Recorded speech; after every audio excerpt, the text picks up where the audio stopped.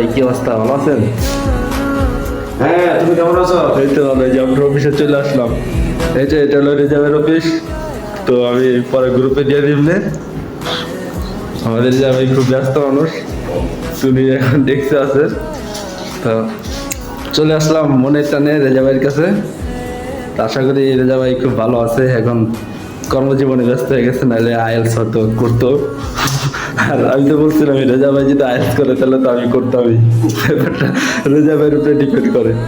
যাই হোক, রেজা ভাই এখানে মাঝে মাঝে ইংলিশ নিউজ পেপারও পড়ে, তার সময় কাটায় পাশাপাশি।